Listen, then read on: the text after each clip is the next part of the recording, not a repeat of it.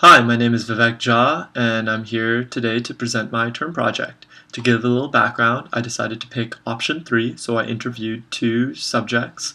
One is of Vietnamese origin, and the other is of Indian origin. I met both of them respectively in my math and engineering courses. Neither of the two males have met each other before. This will be their first time speaking. I thought this was really important because it prevented any, or at least reduced bias in my social experiment. And the Vietnamese man is 21 years old. He is a junior here at UC Davis. And the Indian man is 22 years old. He is a senior currently at UC Davis.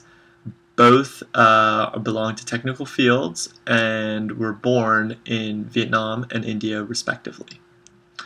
So to begin my analysis on their conversation, I will definitely start with their syntax and word choice. Throughout the conversation, I could notice that, of course, there were quite a few errors in their speech. For example, juxtaposition of articles and pronouns. Many times they would use the when inappropriate and mainly as an emphasis word, and when they should have perhaps used possessive words like your or our. Secondly, the Indian speaker was always began his sentences with "oh."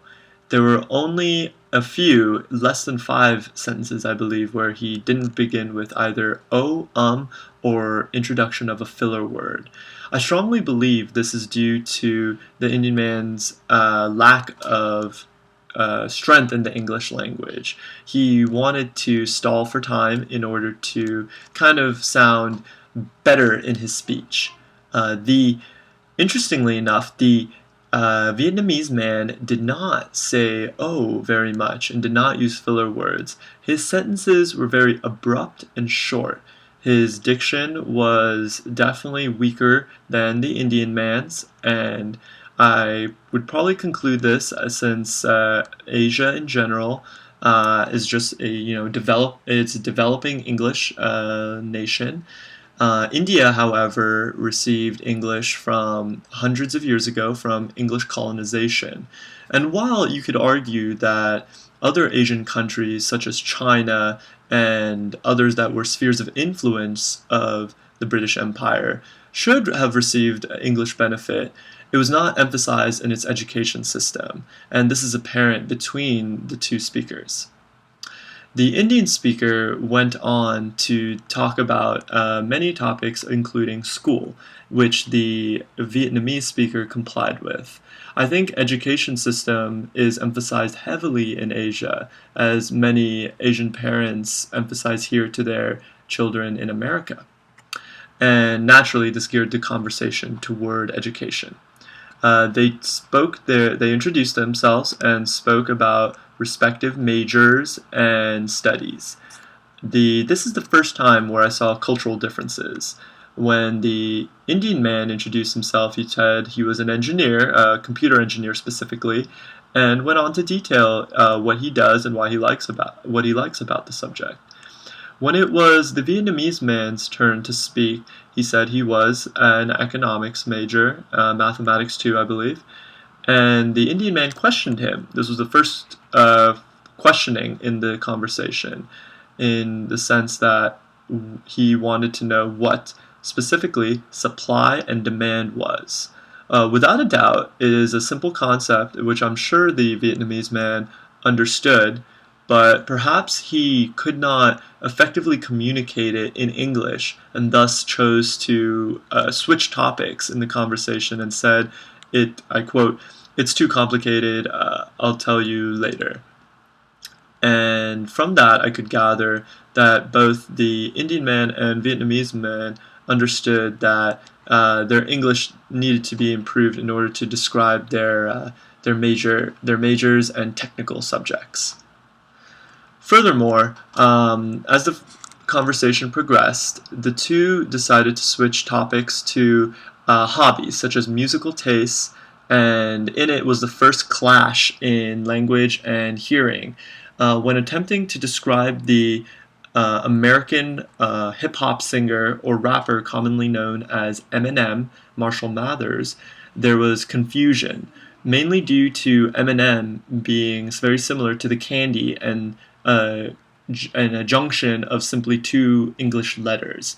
The Indian man could not understand and was confused as it would be MNN, NNN, and it was hard for me to gather what exactly they said verbatim, but this was the major source of confusion between the two, which clearly stem from their differences in accents and how they learned English.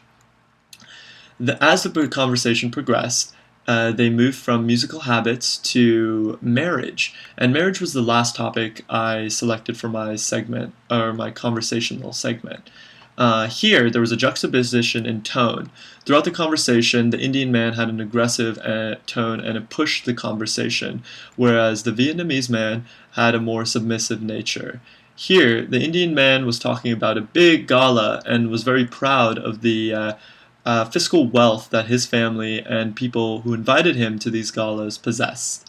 The Vietnamese man then proceeded to ask him about marriage on a personal note, whether he wanted to be married and what his plans were, to which the Indian man responded very meekly and so softly that it was inaudible to translate, or transcribe, sorry. Furthermore, I can deduce that the Vietnamese man preferred family over education in this sense. He said, and quote, that his father had him when he was 22, a very young age.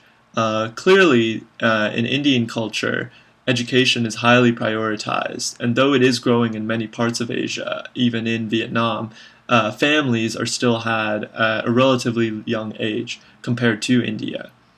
So with this assessment, I can definitely see that there are cultural differences that stemmed from their diction, conversation, and the flow of their conversation.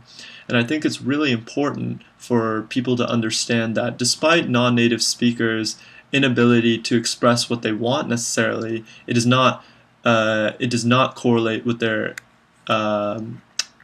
their power to comprehend things, especially technical things. Finally, I really enjoyed this project and presentation because it gave me insight in how to understand different cultures and make conversation with those that are non-native speakers. All right, thank you for the time, and